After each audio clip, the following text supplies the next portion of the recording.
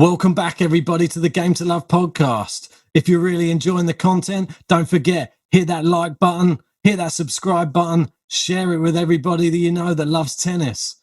On this week's episode, we've got a very, very special guest. It's Belgian sensation. It's king of the ITFs. It's Michael Geerts.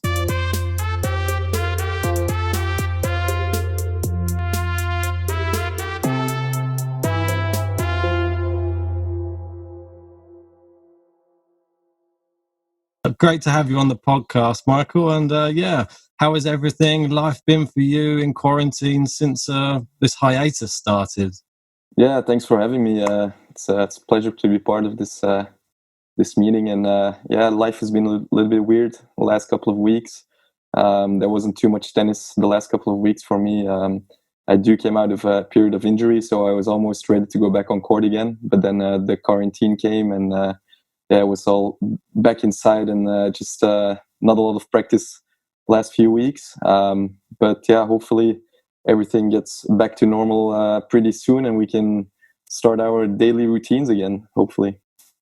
Yeah, I think the best place to start here is 2019 because we watch quite a lot of your games because we follow a lot of the ITFs and awesome. You seem to be the man on the ITF, man, in 2019. For sure, ripping it up. Yeah, my last part of 2019 was I was really happy about that one. To be honest, in the beginning of 2019, I was still a little bit struggling. I went to college in 2016-17. Actually, after 3 years of being on tour, and it just gave me a lot of new insights in tennis, and I worked with some interesting people, and it was the first time also in my life I was participating competition with a team, which is quite it's something different than just Arizona, wasn't it? Is that right? I went, Arizona State for a year and a half. It was they reinstated the program after 10 years of absence, and it was just super cool to be part of the new team, and there was a lot of hype around it, and people were excited in the area because there wasn't like too much of a tennis community, so we really tried to bring back the new program with a lot of different events also apart from the tennis competition, and it was a great time. And then definitely 2019 the end was super fun. I had a lot of fun actually on court, off court. I mean, probably the results were a big part of that. Yeah. But no, we had a lot of fun watching you as well. We were always watching. Not all the games are streamed, so it's difficult to see all of them. But the ones we got to see, we was loving it. Yeah, I was really enjoying my time on court. To be honest, I was playing a lot in the States. I really like playing in the States. With housing, and the people are always super excited to see some tennis, and I was really really stoked for 2020. But then after my last tournament, I got injured on my knee, and some few scans later, it appeared to be a tendon inflammation. So of my quadricep, it was actually the attachment with the kneecap. So it was just a stupid tendon, let's say, small tendon inflammation. But it took almost 5 months. So wow. So how's that now? Is it much better now? Yeah, it got better. I was actually beginning of March. I went to the States again after already 4 months, 3.5 months of rehab. I could slowly play tennis again, and start everything up. And so I went to the States because my coach started working with Kleisters in her comeback. And she did really well as well. Yeah, and she was like, "Oh, it's great seeing you on court again. So why don't you join us to the States so you can just practice with the coach and restart your tennis practices." So then I went to the States. I went to Indian Wells with the team, and I was ready to get back on court, slowly but steady, I would say. Yeah. And but then the quarantine came. I flew back home after a week and a half or 2 weeks or something. 8 weeks later, just trying to start again. Yeah. So with that injury, did you were you feeling like it was sort of something that was coming on, or was it a sudden injury in the last tournament? Because I know that you got to the final against Hugo Gaston, and then was that when the injury occurred in that match, or? Yeah, actually, the courts at Oklahoma were like super rough. So every time when we were like sliding, it was super tough for the knees. And I think that was kind of like the tournament where the injury started. Okay. Then the next week I went to Claremont, also played well that week, played a lot of matches. And starting in this, like the quarter semis, I really started to feel something was bothering me, and it was getting more serious. And then I had one more week planned in Waco, and I was like, okay, I've been playing really well last 2 weeks. I'm just going to go and see how everything works out. And then eventually I play well again. It was maybe also because of my knee. I was so relaxed on court. I don't know why. I was maybe thinking about my knee more than about the actual tennis game. I don't know. It was strange. I was just feeling so relaxed on the court. And yeah, I ended up winning the tournament again. And I was like, wow, like this is great. But the final against Rybakov, played a 7-6 in the third, and afterwards I just felt, okay, my knee is done for the moment. And then I flew home, and I went to the doctor, and he took a scan, and he said, yeah, it's a tendon problem. I mean, I think it should take around 6 weeks. And I was like, okay, because I still had my exams in my university in January of my master's, and I was like, okay, is there any chance I could still play 2 tournaments and then finish the season and take 6 weeks off, because I have exams I need to study anyway, so it doesn't really matter. And he was like, yeah, sure, you can still play 2 weeks. Those 2 weeks actually went also decently well. Second week I played finals, and then afterwards I came home, I rested for a week and a half, and I couldn't walk anymore. My knee was, I couldn't go up the stairs anymore, and I was like, okay, something's really off, like this is not normal. Went to another specialist, and he was like, okay, like this is pretty bad, honestly. I've barely seen such an inflammation. And I was like, oh, great. So I had cortisone, I had 2 PRP shots, I had shockwave, so I had all those kind of treatments, and then together with some rest, and then now 5 months later, finally feels good to go. Oh, perfect. Yeah. So in a way, really, this come at not the worst time then for you, really, to disrupt your rhythm. You needed time to recover. Yeah, like actually, Federer, really. Actually, to be honest, I was like, when I finished my season and I knew my knee was feeling bad, I was like, like this isn't great, because I had barely any points to defend this part of the season. So I was like, okay, like I'm so pumped to go after my exams. I'm ready to go, and I was almost my career high and no points to defend. So I was like, okay, this is perfect situation. But then my knee started feeling bad, and then quarantine came, and then eventually it wasn't actually such a bad period to be injured, let's say. I was a little bit lucky because I was doubting if it was necessary to file for a protected ranking, and then eventually I did in February, and luckily I did, because I don't think you can ask protected ranking actually during quarantine or during the Corona crisis. So I still have my protected ranking that I can still use after the Corona crisis, but yeah, I don't know when. So what's this, a protected ranking? Because I know the rankings are frozen at the moment. Is that anything to do with that, or? So my protected is 370. So that was my ranking in, I think, beginning of January. And then I dropped a little bit during the months of January, February to 400, and now, now I can just use my protected ranking for 9 tournaments, I think. So this for tournament entries mainly is this right. what it's used for? Exactly. Okay. Yeah, exactly. It's just for tournament entry. I mean, if the competition restarts, I mean, I'm still gonna drop probably because I need to defend my points, or I don't know. But I can still use my protected ranking to enter the tournament. And that's interesting, because I never knew that at all. So I'm glad you shared that with me.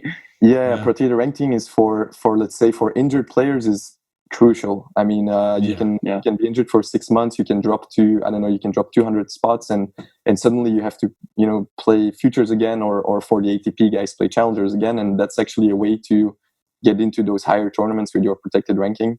You need to be injured for at least 6 months, and then you can file for or you can you can have a protected ranking. Interesting. So, just to touch on a point you made earlier about college tennis, before you was playing on the tour, then you went to college tennis, and now you're back on tour. Yep. How important was college tennis for your like personal progression? Because, like you said, the latter end of 2019, you was on fire on the court. So, Yeah. do you feel like the college sort of scene is so influential to you growing as a player? Because there's a lot of other players, especially in America, like coming through, young players, and they're all doing so well. And it sort of makes me think: is this college tennis something to do with anything to do with how much success they're getting at the moment? Yeah, honestly, I do think, especially in Europe, it's getting better the last couple of years. But I think college tennis is undervalued in Europe. When I was in the federation, the Flemish federation, from my since I was 10 years old until I was 20.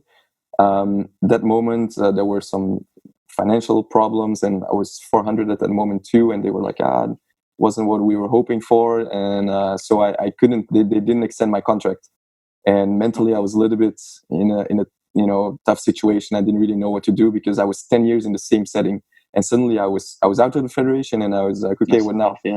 Yeah, and then I was a little bit lucky. I directly started university after I graduated high school, so I was still eligible to go to college. And then this Arizona State contacted me and said, "Hey, we're reinstating a new program. What do you think? Are you interested?" And I was like, "Look, I can come for a official visit." At that time, I had never been to the States, so I was like, "Okay, great."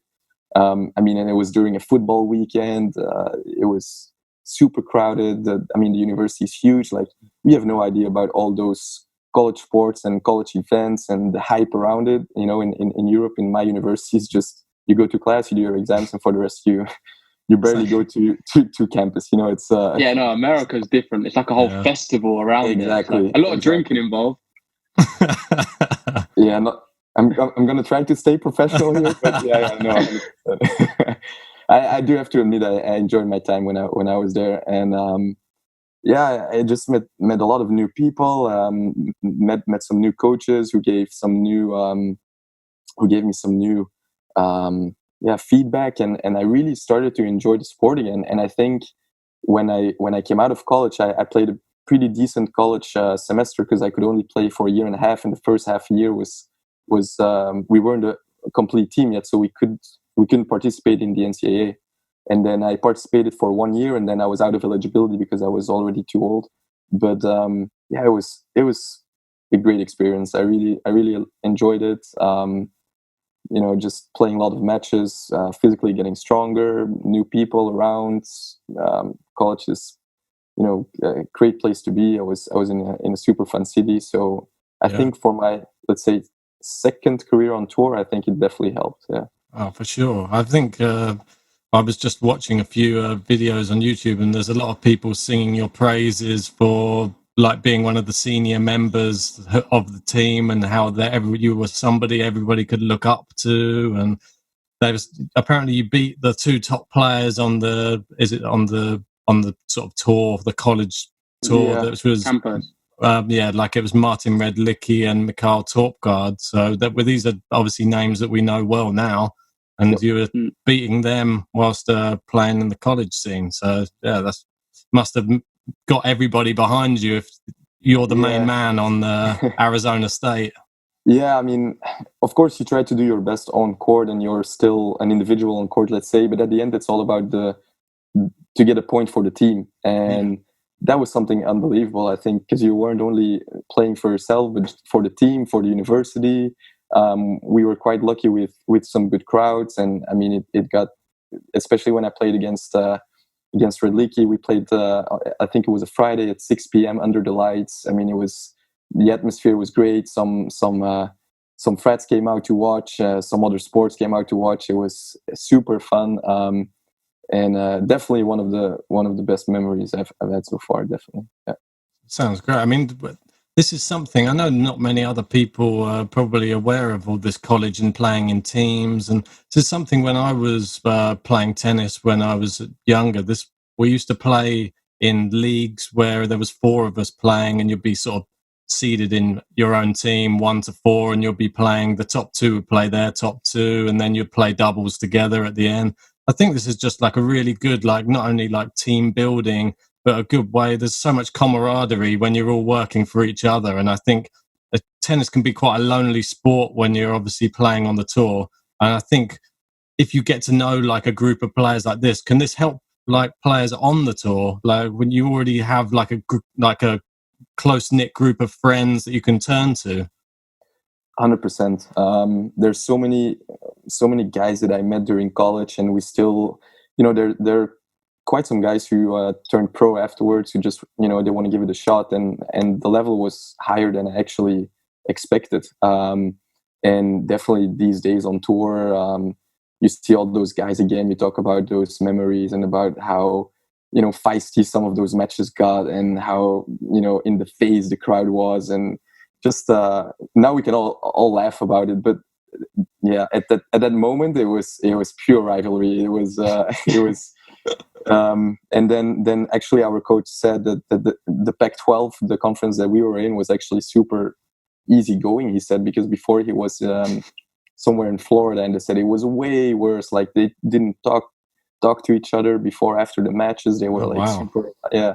So but definitely, I mean, seeing those guys again on tour is just is great to see, and that's probably one of the reasons why I really like to play in the States, because playing college tennis is just it's a unique experience, and it was definitely one of the better ones for sure.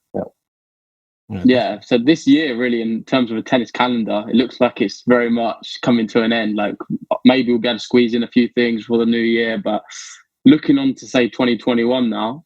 What's your targets and goals? Are you looking to be in more of the challenger events, or are you going to continue in the ITFs? And definitely. I mean, it's to be honest, if I do hope we can still play in 2020, but if we can't, then it also wouldn't be that bad for me, because then I don't have to defend all my points at the end of the year. But you picked up so many points. I think 3/4 of all my points are in September, October, November or something. That's it. But no, I mean, definitely if tennis starts again, I'd be happy to go on court again, because I mean that's what you want to do at the end. I mean, it was going to be an interesting year for me too, because I'm graduating in June also, so I'd be done with my uni, and if finally I could go 100% on tour. And I really wanted to see how that would play out. But I do think it's going to be difficult to still play this year. I think it's such an international competition. I mean, every country needs to be corona-free, let's say. And I mean, you can't exclude one country because they still have a few cases. I mean, it's everyone or no one, and I think that's probably one of the biggest issues. What's your sort of view about playing behind closed doors? Like, because you've seen other sport. One sport's already come back. One that is probably the other sport I follow really closely, which is the UFC, and they've sort of made a precedent, and they've just doing it just behind closed doors, no fans. They just have the same sort of thing. Instead of two fighters, they just got two tennis players. And you just have one umpire. Everyone gets tested before they go in. Everyone gets tested before they come out. And then there was one fighter that tested positive. He was taken away from the event. And then the event still went on. They televised it. The fighters still get paid. And I think the tennis players could still get paid if they did this as well. It's the same with football as well. You've got Bundesliga come back now as well. The Premier League's in talks to try and do something about it in the coming months or weeks. So, it's interesting to see what your view on the whole tennis behind closed doors thing is. Yeah, I do think, like, probably the main problem is going to be sponsorships. I think many sponsors are doubting if or maybe the company got in some financial trouble. I don't know. I think the prize money and the sponsors will be tougher in the next few years, I think. But it's tough to say. It's very complicated situation at the moment, and it's tough to predict the next few months. Very tough for sure. And I know that obviously we were supposed to be coming up to the grass court season with Wimbledon, this type of thing. They announced their cancellation pretty early. I looked on your record. I didn't see any grass court matches on there. Is there any reason? No. Or have you played in the juniors maybe in grass courts or? Not really, actually. To be honest, I wasn't a great junior. I was around, I think, highest maybe 150, which was quite disappointing to be honest. I grew a little bit late. I was still kind of like developing physically when everyone was already kind of like being massive out there. So I was So all the Riley Opelkas in the world. Right, exactly, exactly. I was playing guys who were just massive, and I was like, damn. I was definitely not there yet, and so I struggled a little bit during my junior career. That's for sure. That's all right, man. You're there now for sure. Yeah, I mean, to be honest, like the next few years, I really ended up, getting stronger physically. And when I reached, I think when I was 20, number 400, I had the feeling I passed so many guys who just had a great junior career, but didn't really make a great transition to the pro circuit. And I think that was maybe one of the better things in my case. I was a little bit the underdog suddenly, and I could just play a little bit more free. And when I went to the pros, and that's a very good point. Yeah, it was. I mean, definitely, I would have loved to play the Grand Slams 100%, but at the end, I mean, I'm just gonna try to play them at the pros, I guess. Are we gonna see once you're back and into winning ways again, you're in such good form, are we going to see you make the transition over onto the grass court scene? Honestly, I'm really stoked to play on grass. Actually, I think I still think hardcore would be my best surface, but it'd be interesting how I do on grass. To be honest, I'm not the tallest, so I'd be lower to the ground, that's for sure. But I'm also not the biggest server. But yeah, it would be interesting. I'd definitely come over to England to play some. 100%. I think tennis on grass, you just need that all-round game, though. So you might fit in perfectly. But I would love to see you at Wimbledon, man. That'd be that'd be the best. Yeah, for sure. Yeah. We'll be cheering you on. If you're in Wimbledon ever, you just see us in the crowd cheering you on. That's agree, and we drink a beer afterwards. Oh, that's definite. Not if you make it through to the next round, though, Cross. After the tournament. After the tournament, yeah. I wanted to just quickly rewind. You were saying about passing people who you had played against in juniors. I wasn't sure if this was a match in juniors. If we rewind 5 years, I noticed on your record you played Karen Khachenov, and it wasn't. It was quite a close match, if I think it was right. Maybe it was like 4-2 or something. Yeah. It wasn't. How was he back then? Yeah, I played him in a challenger. I think I even played him in the qualies. I think when we were because we have the same. No, he's 1 year younger actually. I played him when we were 20 or 19, something around that age. Played him on indoor hard, which was tough because he was already massive. He was already serving. How tall was he then? He was already like 1.92 or so. I don't know how tall he is right now, but he was 6'6" now. I think 6 foot. Yeah, he was 19. he had a good beard. His beard game was strong already. One of those ones at school. Yeah. It's like our problem. I don't have mine coming through. His is already there. Yeah. Me, I've got nothing. But no, he was already playing great. To be honest, he was one of the guys that I said afterwards to my parents because they saw the match. I said this guy's gonna be pretty good. He was forehand and serve were just massive already.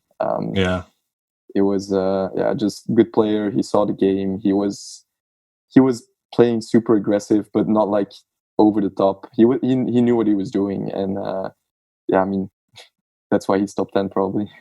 Oh yeah, for sure. So leading on from that, to date, is there any players you've ever played who were like, wow, you was watching them thinking this guy's good. I'm not sure if I'm going to be able to win this match. Is there who's one of the best players you've played against who you think this guy is the real deal? When we were really young, I played Zverev. I lost in 3. Played Kyle Edmund, also lost in 3. Tough one. Actually beat Basilashvili in the futures. Oh wow! Great. Yeah, it was like I played him. I played him in Qatar in a 15K actually, and when he was around, I think 260, 70, 80, something around there. Played a really good match, and then after the tournament, I remember I beat him, And then I think he won the next future, won a challenger or something, and played quarters ATP. Like you were his catalyst. Exactly. He was like, wow, I lost to this guy. Okay, now it's time to fire it up. No, he had probably one of the best backhands I've ever played. He has such a great backhand. His backhand is, to be honest, before I played him, and my coach just said, look, 80% serve to the forehand. And that's exactly what I did. And that was, I think, against him was a great tactic. I mean, his forehand probably improved also, and he maybe didn't play his best match, but his backhand was definitely his best. Yeah, it's interesting because there's not many players on tour who you're sort of targeting their forehand.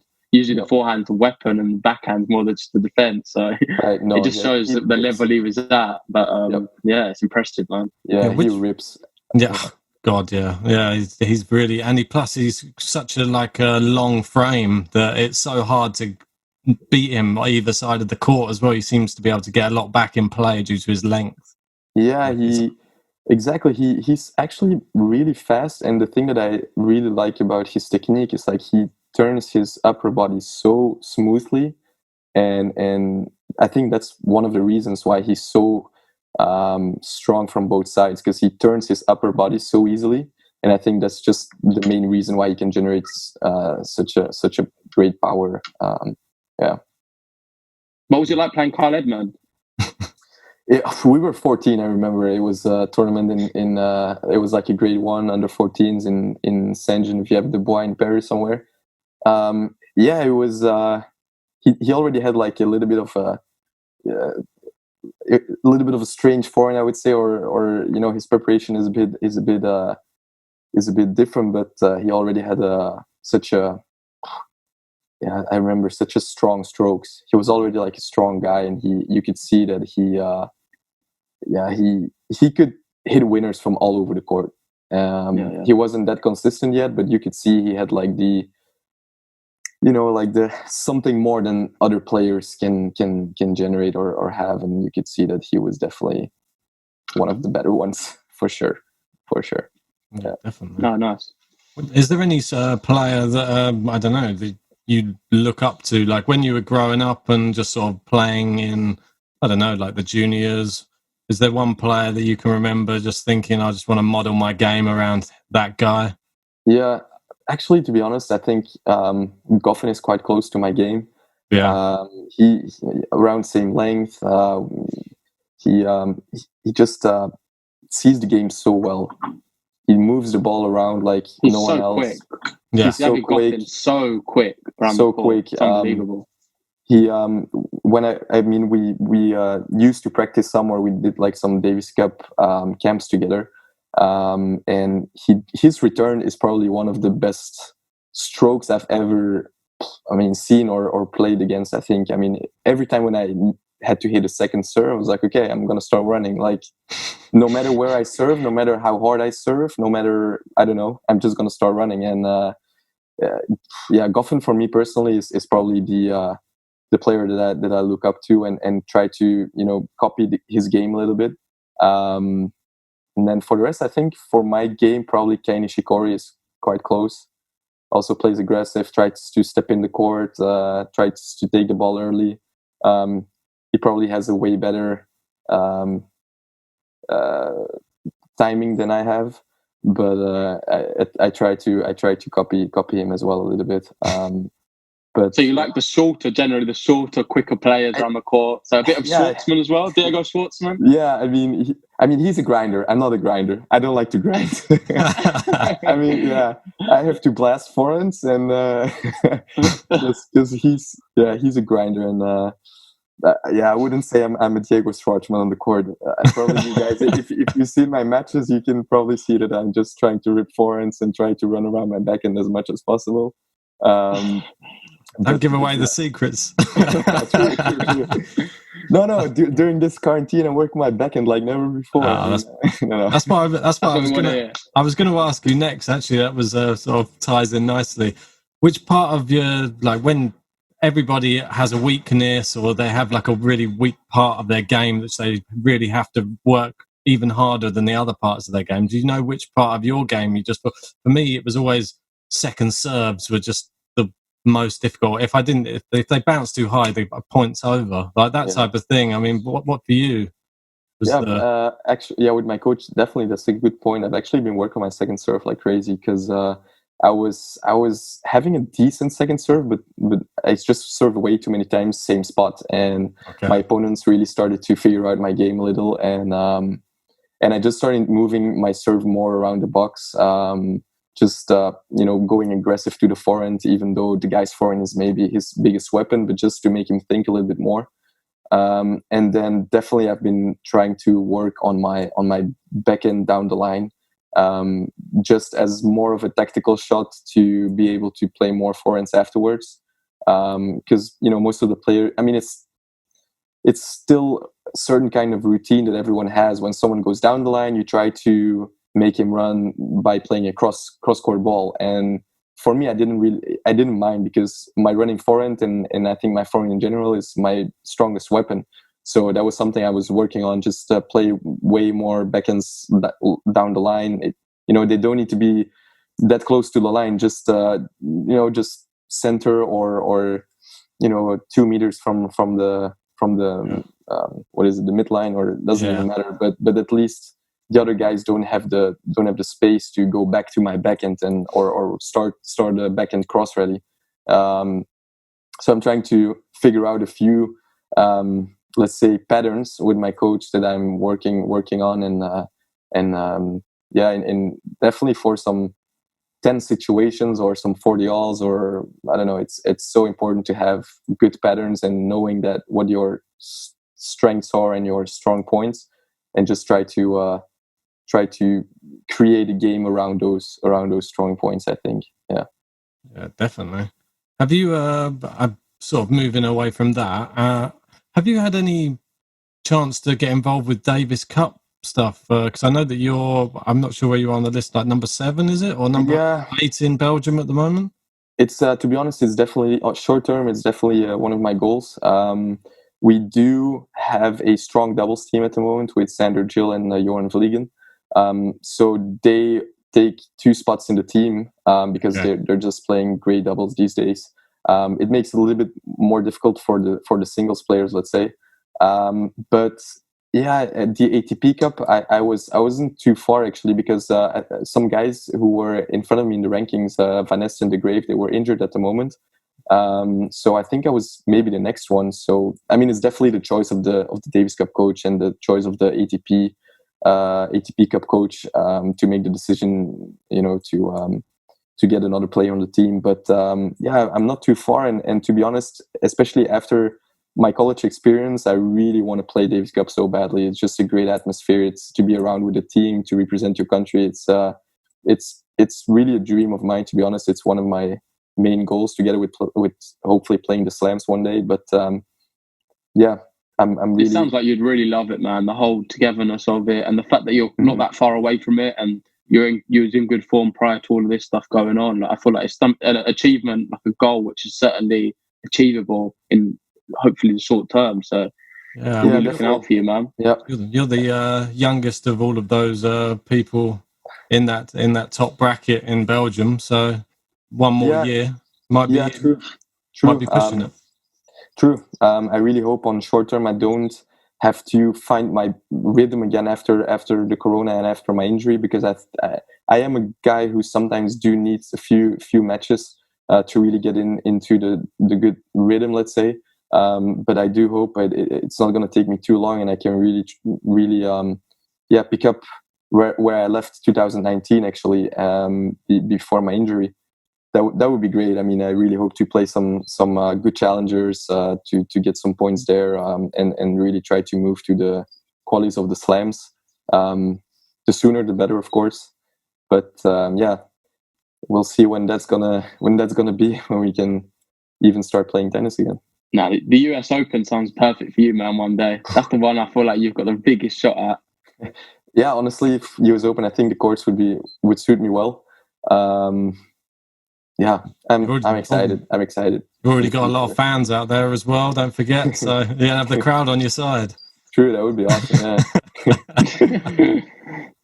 Yeah. Who is your favourite player on tour to watch? So it doesn't have to be someone you play, just someone you like to watch. It doesn't have to be like one of the big guys, just anyone for a particular reason you love watching. I know you mentioned you love Goffin and other players like that, Keaton Shikori as well. Yeah. But is there someone one person like you look at, you think, wow, I love watching this guy? I do think Felix Aliassime is one of the young guns. I mean, he's going to be good. And in my opinion, he's mentally super strong. He has no weaknesses. Physically, he's an animal. I've actually seen him play already when I was, I think, maybe 16. He came, or 15. He came for a practice camp at our federation, and he was already playing unbelievable level. And then I think maybe a year later he took his first ATP point in a challenger, or he already went like quarters or something. It was unbelievable. And he was one of the guys that I'm really looking forward to see in the future what he's gonna perform in the future. Yeah, I would agree completely. Like the whole build of him, his serve's incredible, his overall game's incredible. We've seen recently he's got to a few finals, even in 2020. He come up against Monfils and other people who are in like the top. He's in brilliant form as well. So it's like it's a bit hard on him, but that's the way it is in the ATP. Like you're playing the top levels, you're always going to come up against someone amazing in the final. So it's just almost there. It's just like I feel like in a few years he'll be able to like get over that final mark and be winning these tournaments, and it'll be 100%. Interesting to see how far he can go. This guy. Yeah, 100%. Yeah, it's a good pick, man. Yeah, there's some exciting players to watch actually these days. It's interesting these days. I mean, I have the feeling everyone can beat everyone, and it's the competition is really, really strong. I mean, we still have the top 3 guys, but I think everyone can beat everyone aside until it gets to a slam, and then there's only 3 people who seem to be able to win. True. They have so much experience to play on the big courts, to handle the pressure. I mean, respect. Respect. Yeah, definitely. Yeah. Well, I think we're going to run out of time. Just want to say thank you so much for coming on the podcast. It's been an absolute pleasure speaking to you, Michael. Thank you so much. It's been a pleasure just listening to you and understanding things, because we always talk about you as well. There's a lot we love the ITF and other different tournaments and stuff like that. Right. So it's been a pleasure to talk to you. Thanks for giving me your time. Tour. Yeah, hopefully to see you. Sure. We will do indeed, mate. We'll come and see you soon when tennis is back. Yeah, let's have a chat in real life. For sure, man.